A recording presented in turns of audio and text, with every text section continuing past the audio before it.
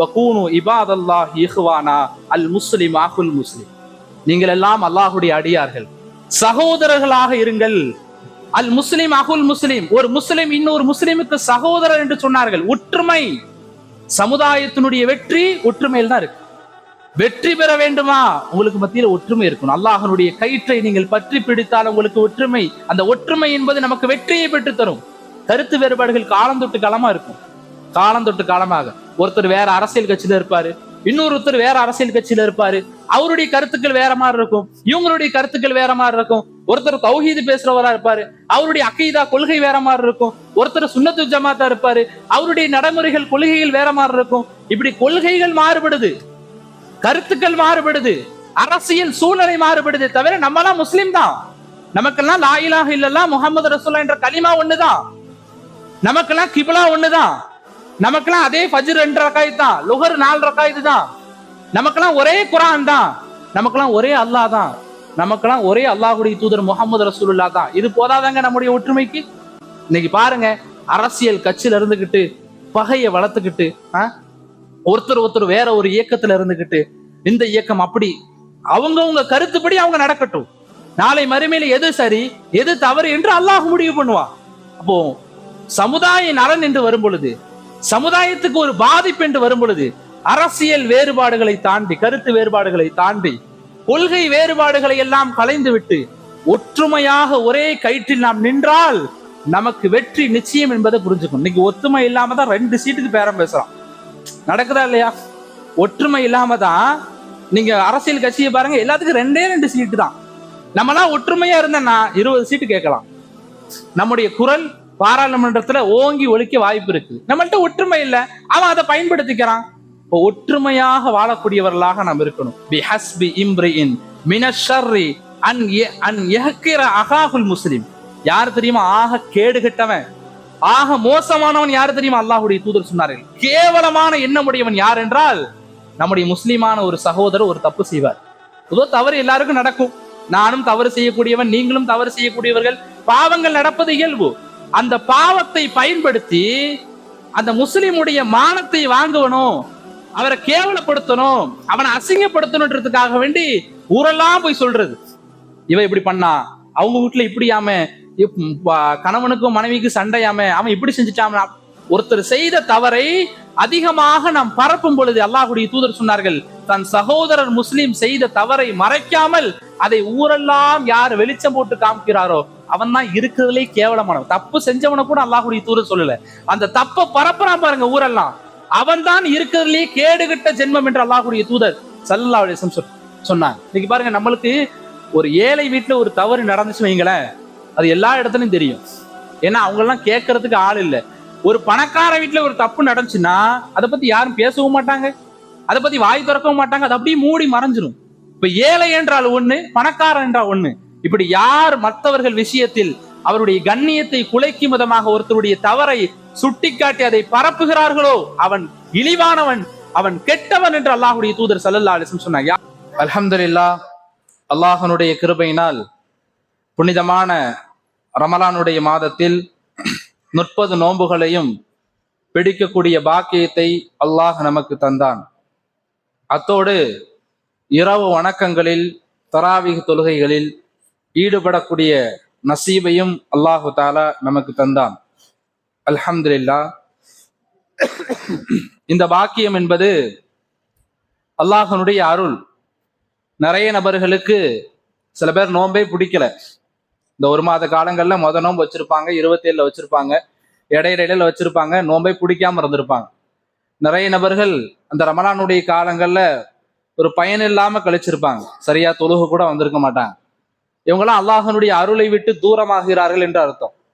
இந்த ரமலானுடைய காலங்கள் நம்ம சரிவர நோன்பு பிடிச்சி இரவு வணக்கத்துல நின்று வணங்கி நல்ல இபாதத்துகளை நம்ம செஞ்சிருக்கோம் அப்படின்னா அல்லாஹு தஆலா அவனுடைய அருளின் பக்கம், அவனுடைய ரஹ்மத்தின் பக்கம், அவனுடைய மன்னிப்பின் பக்கம் நம்மை இழுத்து விட்டான் என்பதனுடைய அடையாளம்தான் நாம் இந்த ரமலானுடைய மாதத்தில் நோன்பு வைத்து அல்லாஹுடைய வணக்கத்திலும் இபாதத்திலும் ஈடுபட்டது. அல்ஹம்துலில்லாஹ், அல்லாஹனுடைய கிருபையினால் ஈதுல் ஃபித்ர் என்ற உயர்ந்த ஒரு மகிழ்ச்சியான தினம். இந்த தினத்தில் அல்லாஹு தாலா நம்மை சந்தோஷமாக இருக்க சொல்றான், மகிழ்ச்சியாக இருக்க சொல்கிறான். அல்லாஹுடைய தூதர் ஸல்லல்லாஹு அலைஹி வஸல்லம் ஈதுடைய தினத்தன்று சிறுமிகள்லாம் கூப்பிட்டு டஃப் அடிச்சு பைத்து படிக்க சொல்லுவாங்க அல்லாஹுடைய தூதர். அவ்வளவு மகிழ்ச்சியாக இந்த ஈதுடைய நாளை நாம் கொண்டாடப்பட வேண்டிய நாள். அத்தோடு குடும்பங்களோடு, சொந்த பந்தங்களோடு, அக்கம் அக்கத்தாரோடு எந்த ஒரு பிணைப்பும் இல்லாம எல்லோரோடும் பேசி சகஜமாக நல்ல முறையில் இந்த ஈதுடைய தினத்தை நாம் பயன்படுத்த வேண்டும். அல்லாஹ் அதற்கு அருள் புரிவானாக. இந்த ஈதுடைய நாளன்று அல்லாஹுக்கு அடுத்தபடியாக, ரசூலுக்கு அடுத்தபடியாக இன்றைய நாள் நான் உங்களுக்கு செய்யக்கூடிய சில வசியத்துகள், ஸல்லல்லாஹு அலைஹி வஸல்லம் ஒரு முஃமினுடைய வாழ்க்கை எவ்வாறு இருக்க வேண்டும் என்று சொன்னார்கள். நாம் எப்படி வாழ்கிறோம், நம்முடைய வாழ்க்கை எப்படி இருக்கு, ரசூலுல்லாஹி ஸல்லல்லாஹு அலைஹி வஸல்லம் எப்படி வாழ சொன்னார்கள். முதலாவதாக நம்முடைய வாழ்க்கையில் நாம் விடக்கூடிய பெரிய தவறு, பெரிய பாவம் என்னவென்றால், இன்னைக்கு இவ்வளவு பேர் கூடியிருக்கிறோம், ஆனா நாளை காலைல ஃபஜர்ல யாரும் இருக்க மாட்டாங்க. அதே ஒரு 2-3 பேர் அப்பாக்கள் தான் நிற்பாங்க. இத்தனை பேர் வந்து நிற்பாங்களா? இன்னைக்கு லுகர்ல கூட யாரும் இருக்க மாட்டாங்க. நம் விடக்கூடிய பெரிய தவறு, நம் வாழ்க்கையினுடைய முசீபத்துகள், நம் வாழ்க்கையில் பரக்கத்தில்லாத ஒரு சூழ்நிலைக்கு காரணமாக அமைவது அஸ்ஸலா, தொழுகையை விடுவது. நீங்கள் அல்லாஹ்வை பயப்படணும்.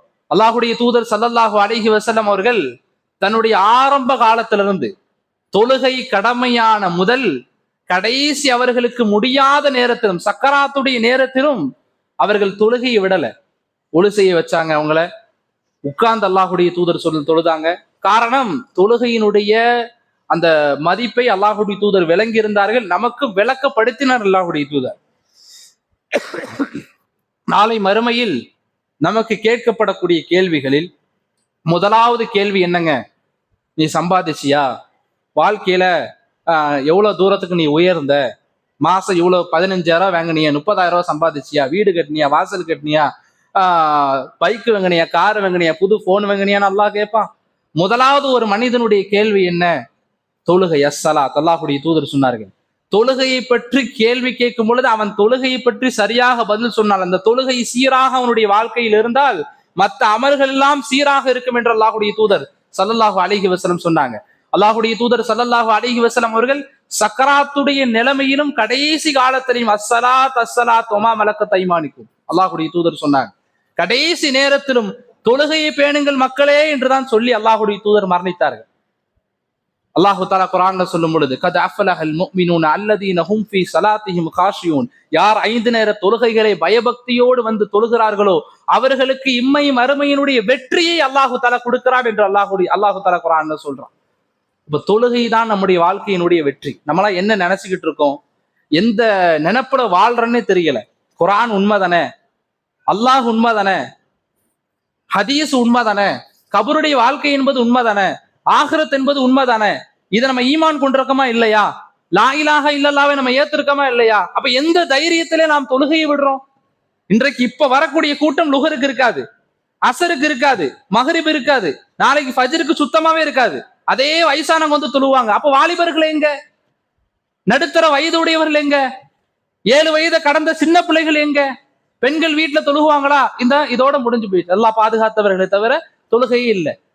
இப்ப நம்ம என்ன நினைச்சு வாழ்றோம், எதை நினைச்சு வாழ்றோம், எந்த மெதப்புல இருக்கோம் தெரியல. நாளைக்கு மௌத்து வந்தா கபரில் கேட்கப்படக்கூடிய கேள்வி என்ன? நாளை மறுமையில் கேட்கப்படக்கூடிய கேள்வி என்ன? தொழுகையை கேட்பான். நம்ம அல்லாஹ் கிட்ட ஆஃபர் வாங்கிட்டு வர முடியுமா? அல்லாஹ், நான் வந்து என்ன உலகத்துக்கு மறுபிறவி எடுத்து அனுப்பு, நான் தொழுதுட்டு வரேன்னு சொல்ல முடியுமா? அல்லாஹ் அந்த வாய்ப்பை கொடுக்க மாட்டான். அப்போ உலகத்தில் நமக்கு இந்த வாழ்வு என்பது அல்லாஹுவை வணங்குவதற்காக வேண்டியதான் அல்லாஹ் படைச்சிருக்கான். மற்றதெல்லாம் அடுத்து, வேலைகள் அடுத்து, மத்த வேலைகள் அடுத்து. முதலில் நாம் தொழுகை, வேலையின் காரணமா தொழுகை விடுறோம், பொடுபோக்காக தொழுகை விடுறோம். வாங்க சொல்லிக்கிட்டு இருக்காங்க, எத்தனை வீடுகள்ல நாடகம் ஓடுதுங்க, அசிங்கமா இல்லை இதெல்லாம்?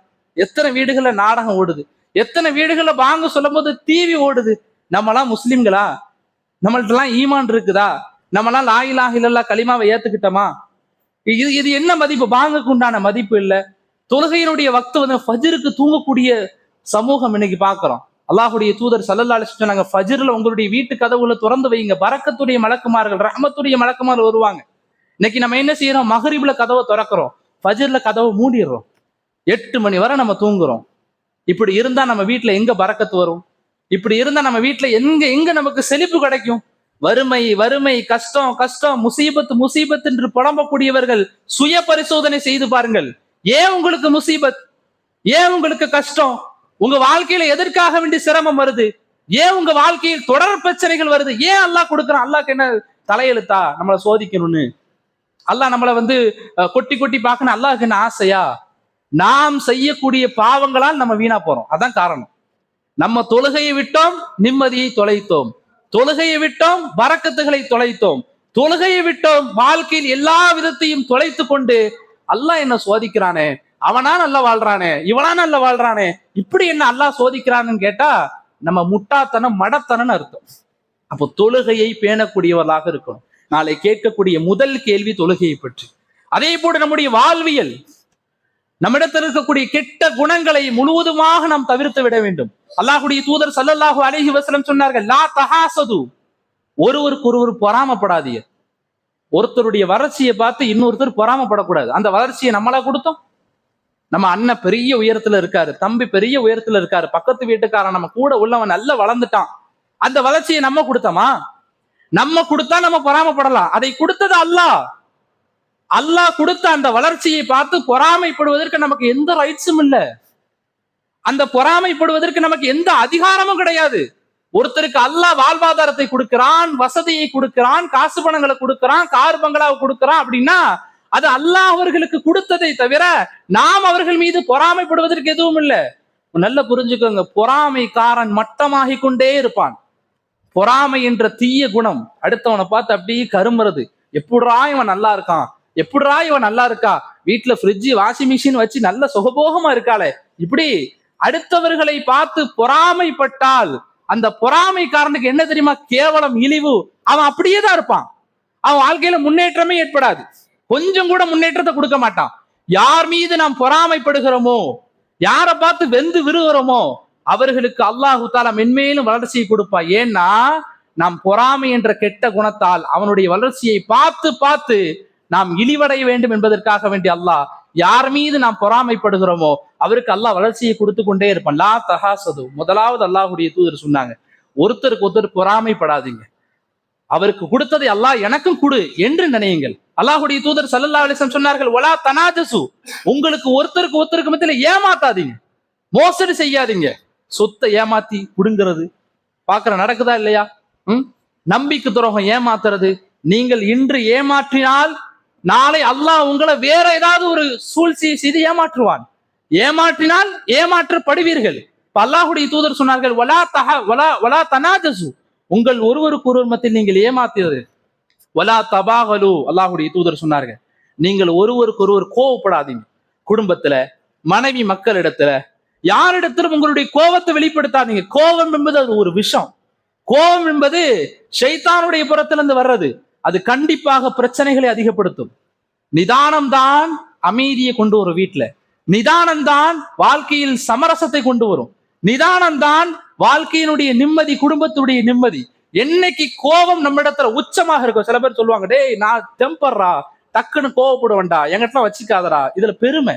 அல்லாஹ்வுடைய தூதர்ட்ட ஒரு சஹாபி கேட்டாங்க, அவுசீனி யா ரசூலல்லாஹ், யா ரசூலல்லாஹ் எங்களுக்கு ஏதாவது ஒரு உபதேசம் செய்யுங்க, ஒரு அட்வைஸ் பண்ணுங்க யா ரசூலல்லாஹ். அல்லாஹ்வுடைய தூதர் ஒரே ஒரு வார்த்தை சொன்னாங்க, லா தகலப், நீ கோவப்படாம இரு, உன் வாழ்க்கையில் எல்லாமே உனக்கு வெற்றி தான் என்று அல்லாஹ்வுடைய தூதர் சொன்னாங்க. இப்போ கோபம் தான் நம்ம உறவுகளை நம்மளை விட்டு தூரமாக்கிறோம். சுடுமூஞ்சுக்காரனா இருந்தா, எடுத்தரிச்சு பேசக்கூடியவனாக இருந்தா, 4 பேரை மதிக்காதவனா நம்ம இருந்தோன்னு வைங்களேன், நம்மளை விட்டு உறவுகள் ஒதுங்கி கொண்டே இருப்பார்கள். மனைவி கூட பயப்படுவா, இவர்கிட்ட பேச முடியாதுப்பா மனுஷன், நம்மளை விட்டு ஒதுங்குவாங்க. நம்ம அம்மா அப்பா கூட பயப்படுவாங்க, ஏமாவனா அவன் மேலைக்கு வானத்துக்கு பூமிக்கெல்லாம் குதிப்பான் அப்படின்னு நம்மளை விட்டு ஒதுங்கிடுவாங்க. எந்த உறவுகளும் நம்மோடு இணக்கமாக வராது, எந்த உறவுகளும் நம்மை மதிக்காது. அவன் சுடுமுஞ்சிப்பான், அவனெல்லாம் ஏன் சபையில விடுறீங்க அப்படின்னு கேட்போம். இப்போ கோபம் என்பது நமக்கு கெட்ட பேரையும் 4 பேருடைய வெறுப்பையும் தான் நமக்கு சம்பாதித்து தருமை தவிர கோபத்தால் ஒரு மனிதன் நல்ல பேரை எடுக்கவே முடியாது. பெண்கள் வீட்டுக்கு வர்றாங்க, கல்யாணம் முடிஞ்சு வேற வீட்டுக்கு போறாங்க, அந்த பிள்ளை கோவப்பட்டா என்ன சொல்லுவோம்? தாயுடைய வளர்ப்பு அப்படி, அவன் உமா கறியை பத்தி எப்படி வளர்த்துருக்கா, செல்லம் கொடுத்துட்டு எடுத்துட்டா. கோபம், பெண்களுக்கு கோபம் இருக்கக்கூடாது, போகக்கூடிய புகுந்த வீட்டுல கோபம் இருக்கக்கூடாது. அப்படி கோபம் இருந்தால், பொறுமை இல்லாம சுடுன்னு எரிஞ்சு விழுந்தா மூஞ்ச காமிச்சா, சிடு சிடுன்னு பேசினா கெட்ட பேரு. கோபம் என்பது எல்லா விதத்திலும் நமக்கு கெட்ட பேரை தான் பெற்றுத்தரும், நல்ல பேரை பெற்றுத்தராது. உறவுகளை நம்மளை விட்டு தள்ளி வச்சிரும். அல்லாஹ்வுடைய தூதர் சொன்னார்கள், வலா தபாகலு, நீங்கள் ஒருவருக்கு ஒருவர் கோவப்படாதீங்க. அதே நேரத்தில் அல்லாஹ்வுடைய தூதர் சொன்னார்கள், வலா ததாபரு, பகையை வளர்க்காதீங்க. யாரு கூடயும் பகையை வளர்க்காதீங்க. ஒருத்தரை பிடிக்கலையா விலகிருங்க. ஒருத்தருடைய கேரக்டர் நமக்கு பிடிக்கல, ஒருத்தருடைய பேச்சு பிடிக்கல, ஒருத்தருடைய நடைமுறைகள் நமக்கு சாத்தியமாகல அப்படின்னா அவரை விட்டு விலகிடணும். அவரை வெறுக்கிறதுக்கு இஸ்லாத்துல அனுமதி கிடையாது. நம்ம என்ன செய்யறோம், ஒருத்தரை பிடிக்கலன்னு வைங்களேன், அவனை பத்தி பின்னாடி கரிச்சு கொட்டுவோம். அவன் அப்படி இவன் எப்படி, அவளா மனுஷனாயா அப்படின்னு பேசுவோம். இதற்கு இஸ்லாத்துல அனுமதி கொடுக்கல. ஒருத்தரை பிடிக்கலையா விலகிடணும். அவன் மீது பகையை வளர்க்க வேண்டிய அவசியமே இல்லையே. இஸ்லாம் ஒருவரை ஒருவர் பகைக்க சொல்லல, இஸ்லாம் ஒருவரை ஒருவர் வெறுக்க சொல்லல. இஸ்லாம் ஒருவரை பிடிக்கவில்லை என்றால் அவருடைய நடைமுறைகள், அவருடைய பேச்சு நமக்கு பிடிக்கலன்னா விலக சொல்லுது. என்னன்னா என்ன, சலாம் சொன்னா பதில் சலாம், இப்படி விலகி இருக்கலாம். அதை விட்டுட்டு பகைமை கொள்ளாதீர்கள். அல்லாஹ்வுடைய தூதர் சொன்னார்கள், வலா ததாபரு, நீங்கள் ஒருவருக்கு ஒரு பகைமை பாராட்ட வேண்டாம்.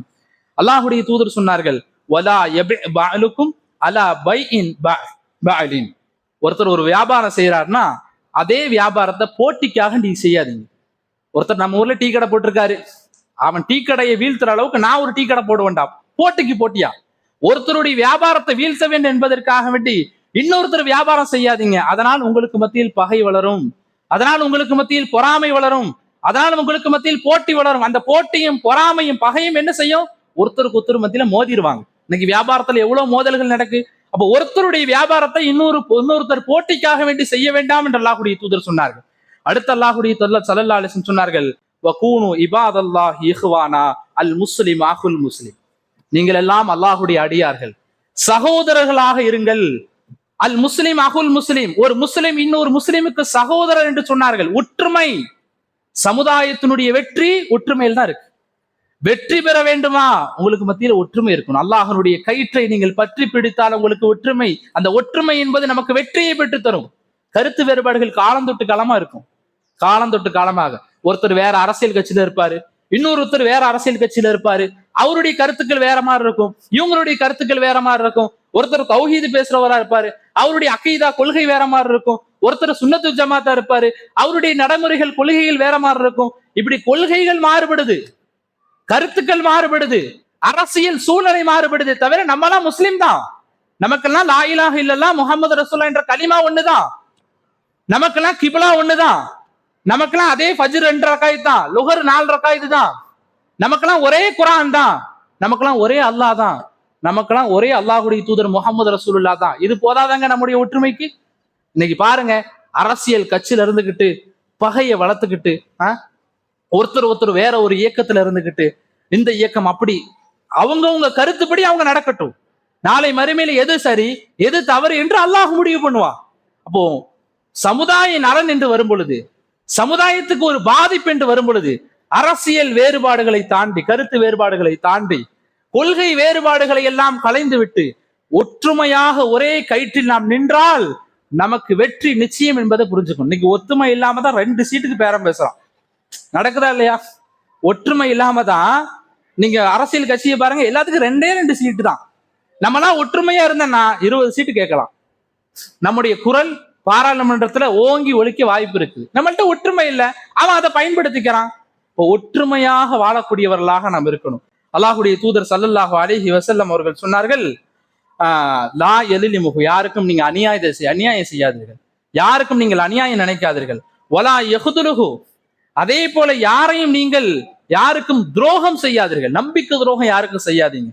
வலா யஹ்ரிகுஹு, அதே போல நீங்கள் யாருடைய மானத்தையும் நீங்கள் வாங்கக்கூடியவர்களாக இருக்காதீங்க. ஒருத்தருடைய மானம் என்பது அமானத். ஒருத்தருடைய மானத்தையும் கண்ணியத்தையும் கெடுக்கக்கூடியவர்களாக நாம் இருக்கக்கூடாது.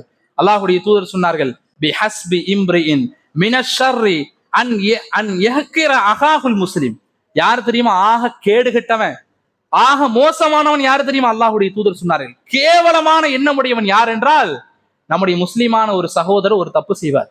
பொதுவாக தவறு எல்லாருக்கும் நடக்கும். நானும் தவறு செய்யக்கூடியவன், நீங்களும் தவறு செய்யக்கூடியவர்கள். பாவங்கள் நடப்பது இயல்பு.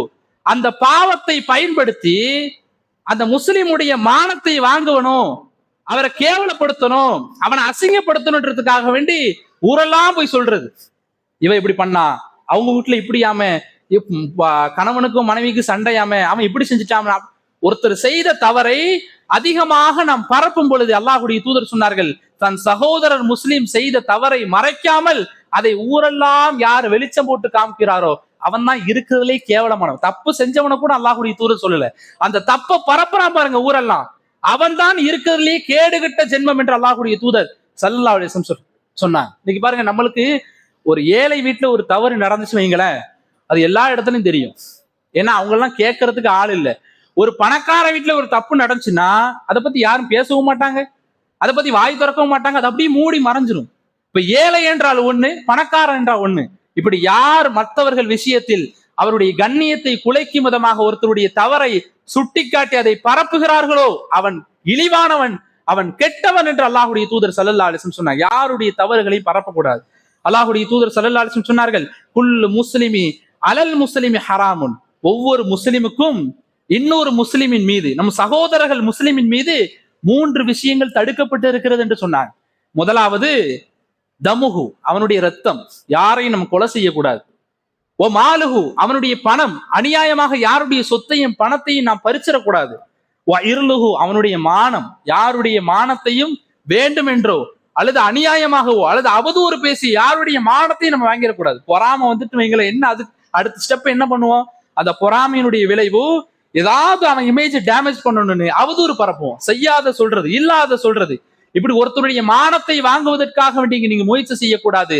அவருடைய ரத்தம் ஹராம், அவருடைய செல்வம் ஹராம், அவருடைய மானம் என்பது உங்கள் மீது ஹராமாக்கப்பட்டிருக்கிறது, தடுக்கப்பட்டிருக்கிறது என்று அல்லாஹ்வுடைய தூதர் ஸல்லல்லாஹு அலைஹி வஸல்லம் ஒரு முஸ்லிம் எவ்வாறு வாழ வேண்டும் என்று சொன்னாங்க.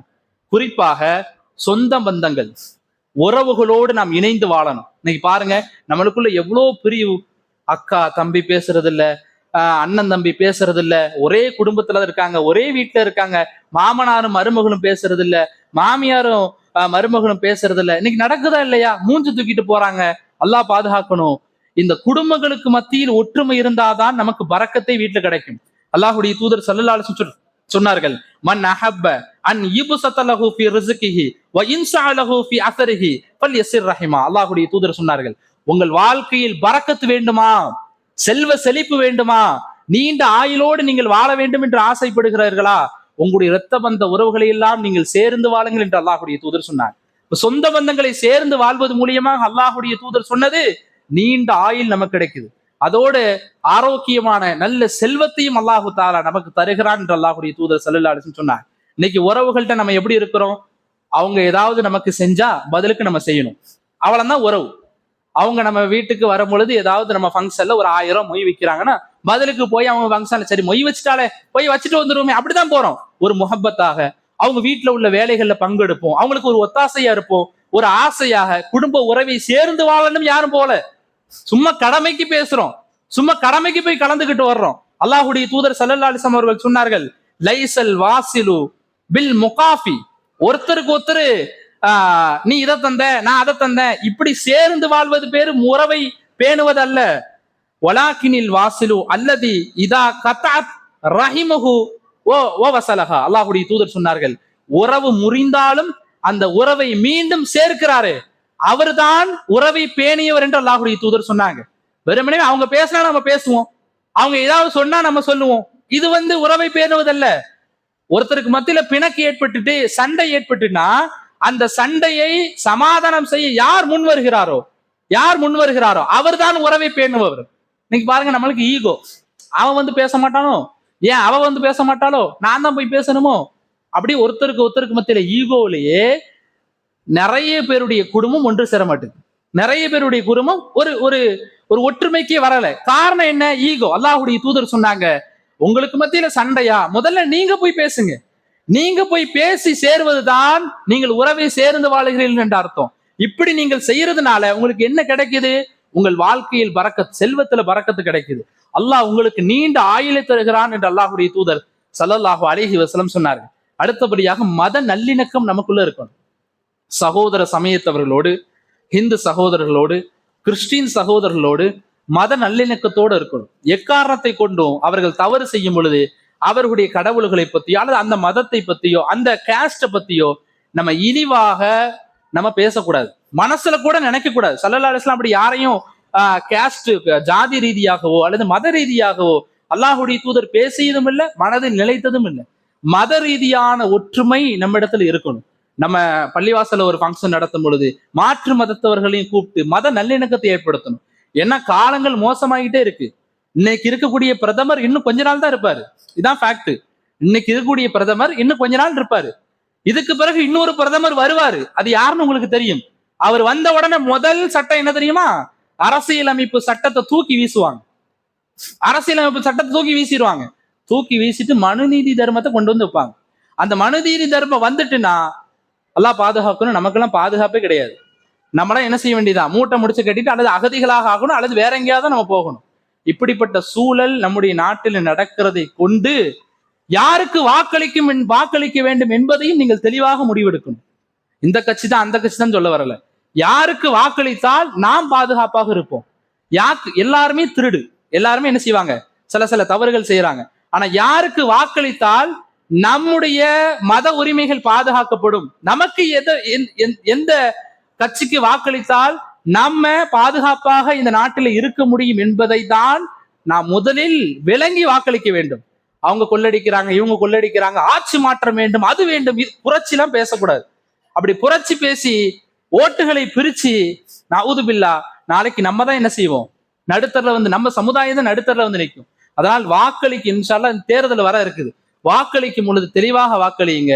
யாருக்கு வாக்களிக்கணும் என்பது நம்ம எல்லாருக்கும் தெளிவா தெரியும். அந்த இயக்கத்துக்கும் அந்த கட்சிக்கும் வாக்களித்து இன்ஷா அல்லாஹ் மத சார்பற்ற கூட்டணி எதுவாக இருக்கிறதோ அதுக்குத்தான் நம்முடைய முழு சப்போர்ட் இருக்கணும். ஸல்லல்லாஹு அலைஹி வஸல்லம் அவர்கள் மத நல்லிணக்கத்தை தான் விரும்பினாங்க.